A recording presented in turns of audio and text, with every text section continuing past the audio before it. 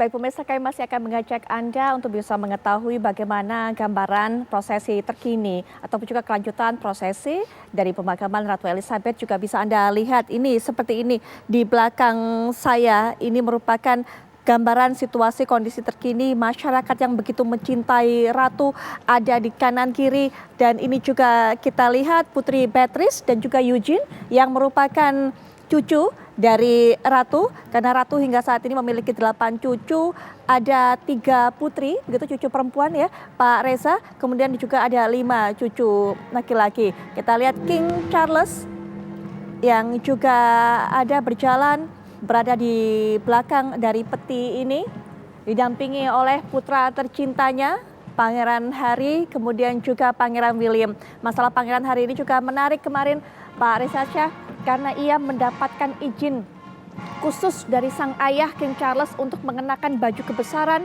baju militer pada saat bertugas untuk menjaga peti dari almarhum nenek tercintanya begitu, karena memang ia sudah melepaskan gelar kebangsawanan tertinggi saat memiliki masalah juga dengan keluarga setelah menikahi istrinya. Kita lihat mungkin juga Pak Reza Shah punya penilaian mengenai keluarga dari Raja Charles yang ya tidak pernah habis dari cerita, tidak pernah habis dari kontroversi memang sorotan. Setelah Charles dulu yang dilakukannya seperti apa, kemudian anak-anaknya Pangeran Harry juga kita lihat menjadi sebuah berita yang membuat orang tercengang juga saat ia memutuskan pindah ke Amerika. Memang ini media ya, media tuh pinter itu. Bad news are good news ya. Jadi hal-hal yang nyeleneh, yang di luar pakem itu yang disorot terus-menerus. Betul. Jadi ini berlaku di media seluruh dunia ya. Dan tentunya hal ini juga nggak adil bagi Charles kan, karena tidak membuka sisi-sisi pembentukan kejiwaannya, tidak membuka sisi pembentukan intelektualitas dia. Misalnya Charles orang yang cerdas, kemudian dari kecil punya mentor, kemudian dibimbing secara khusus oleh Lord Mountbatten ya, tokoh besar Inggris, keluarga istana juga. Dan dia pernah masuk ini kan Cambridge. Jadi selepas tamat SMA dia masuk, raja ini masuk Universitas Cambridge. Kemudian beliau studi di masuk pendidikan Akademi Angkatan Laut, kemudian Akademi Angkatan Udara. Jadi kan kalau saya melihat bekal intelektual dia, kemudian pengalaman keorganisasian, kemudian pengalaman keistanaan, pemahaman atas protokol negara, protokol istana, kemudian pemahaman atas hukum internasional, karena dia terus-menerus bersama ibunda dan ayahandanya, kemudian seringkali terlibat dalam berbagai kunjungan kenegaraan mewakili kerajaan Inggris. Iya. Jadi secara bekal intelektual, kalau kita sebut EQ, emotional quotient, SQ, spiritual quotient, intelligence quotient, managerial quotient, Charles ini sudah mumpuni sebenarnya. Cuman dia telat jadi raja gitu ya. Entah kenapa Ratu Elizabeth tidak segera mendelegasikan kewenangannya kepada Charles, karena pada saat Queen Elizabeth II memerintah kan masih ada Queen Mother sebenarnya.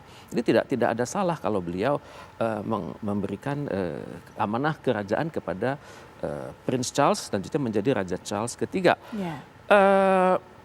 Terus terang mungkin Charles kaget juga ya, kenapa kok saya dikasih di usia saya 73 gitu ya, kenapa tidak di 53, karena Ratu itu konon sudah menyiapkan peti mati dari 30 tahun silam gitu. Itu adalah hak prerogatif Ratu ya, mungkin dia punya bahasa Sunda itu keretek gitu ya, rasa waktunya belum pas gitu ya. Kemudian Ratu juga pernah terombang-ambing, ini saya kasih kerajaan ini kepada Charles atau kepada anaknya yang sulung ya. Dan kemudian ternyata dalam proses yang lama tersebut ya istana itu selalu penuh penuh cerita ya. Betul. Kita taunya dari media kan. Bahkan saking terberatnya itu tahun 1992 itu. Pada saat itu 91, 92 di mana Ratu menyebut tahun-tahun itu adalah tahun Annus Horribilis. Bahasa Inggrisnya itu bahasa Latin ya. The horrible years, di mana banyak cerita soal anak, menantu, ponakan. Itu yang terlibat yang menurut kalau dalam istilah Inggris itu extramarital relations ya, hubungan di luar pernikahan ya. Dan itu menjadi bulan-bulanan bagi seorang ratu, tapi dengan kewibawaan beliau, ketenangan beliau, dengan ketokohan beliau semua bisa diredam. Dan kalau sudah ratu turun tangan, media juga ngeri kan. Karena kalau ratu mengatakan saya tidak baca majalah Anu, saya tidak baca koran Anu, itu orang udah ngerti itu maksudnya apa, bahwa majalah koran itu tidak berkenan di hati ratu. Tapi kan ratu ngomongnya nggak langsung ya, ngomong lewat juru bicara istana atau lewat direktur pers istana. Ratu memang jarang ngomong. Bahkan ini juga disoroti. Jadi memang banyak yang mengatakan bahwa dengan diamnya, ketenangannya, wibawanya ini bisa menyelesaikan semua masalah, Pak Reza.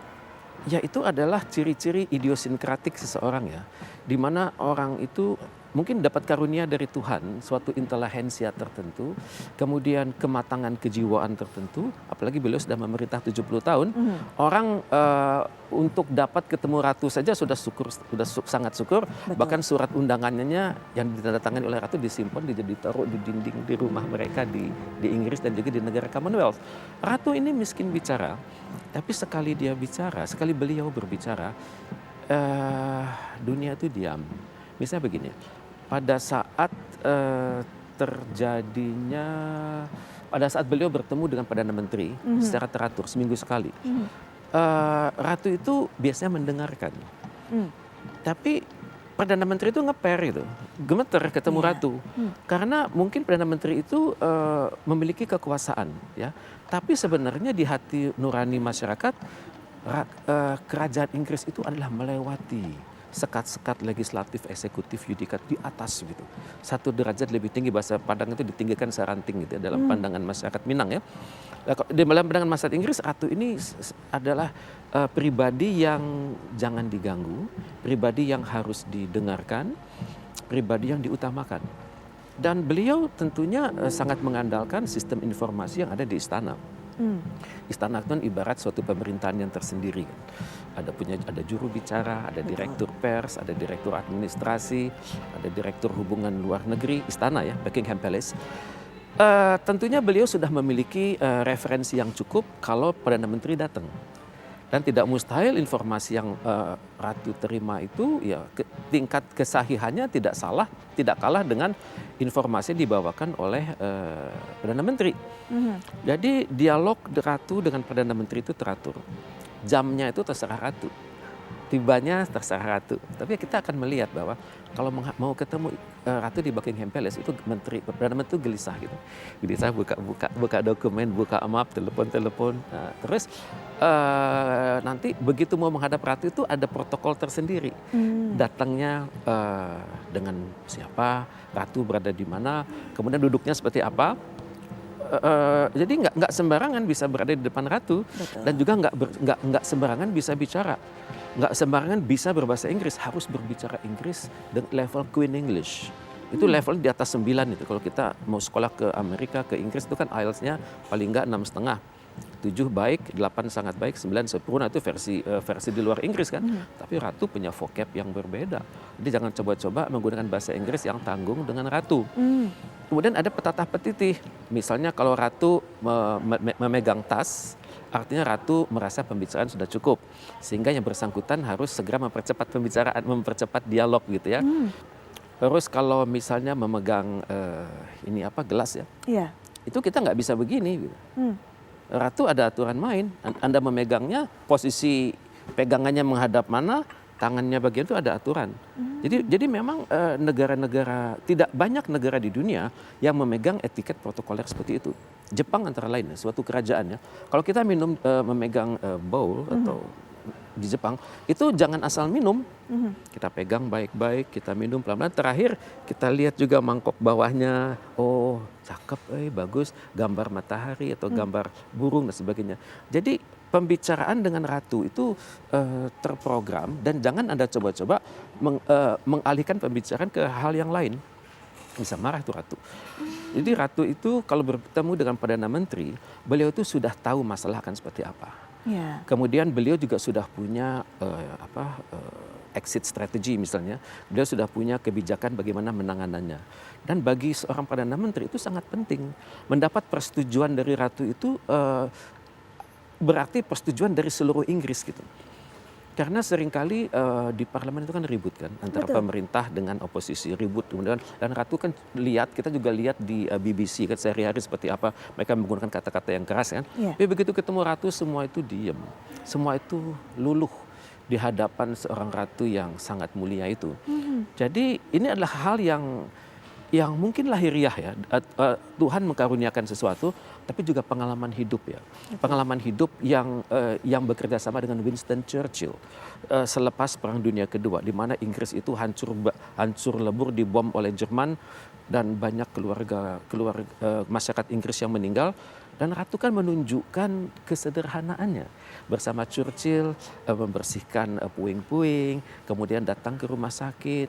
Jadi pada saat krisis ya, pada saat awal-awal tahun 2 tahun pertama pemerintahnya, itu jadwal kunjungan ke lingkungan sosial itu lebih banyak Ratu daripada Perdana Menteri Inggris.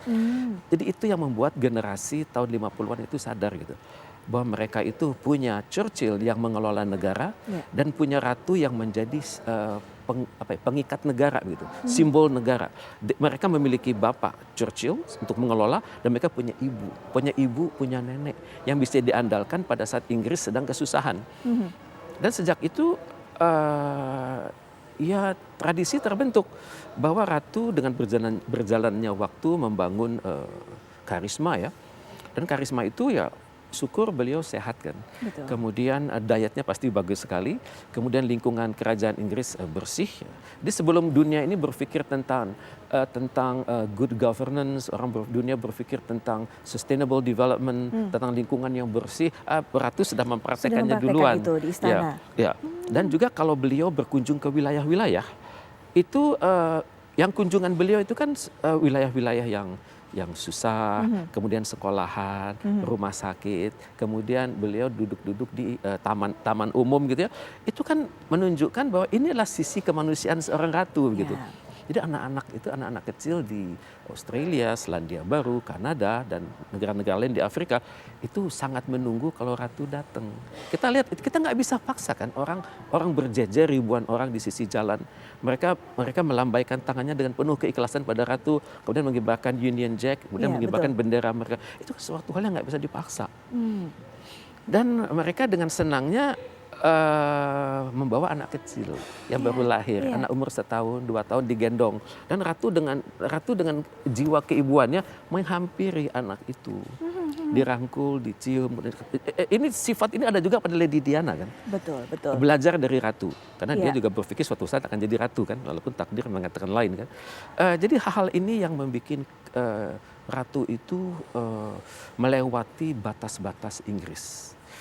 Kecintaan. Misalnya kalau kita lihat sekarang misalnya, kalau kita tes anak-anak di Commonwealth of Nations ya, Kanada, Australia, New Zealand, dan di Afrika, Tolba nyanyi lagu kebangsaan Inggris yang sekarang, pasti pikirannya God Save the Queen loh. Masih belum bisa mengganti itu. Kemudian dibilang bukan, sudah ganti oleh Charles. Oke, Charles coba nyanyikan lagu kebangsaan Inggris. Kalau biasa kan gampang, God save our gracious Queen, long live our noble Queen. God save the Queen kan dirubah ujungnya menjadi King. Kan. Send her victorious. Mestinya kan menjadi send him victorious.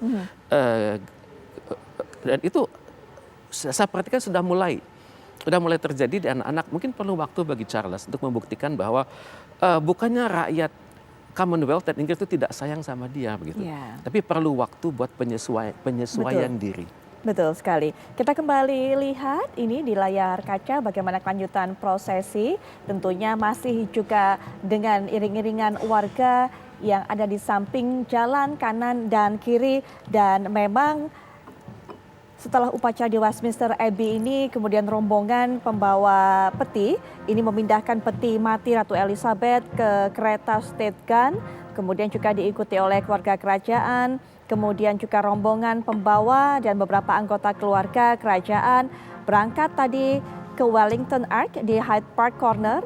Rute tentunya ditempuh ini juga dijaga oleh para angkatan bersenjata. Memang ini menjadi sebuah ujian tersendiri seperti yang dikatakan oleh pihak kepolisian London. Kita lihat juga tentunya Pangeran William ada di sana dengan seragamnya. Kostum yang dikenakan berbeda dengan Pangeran Harry.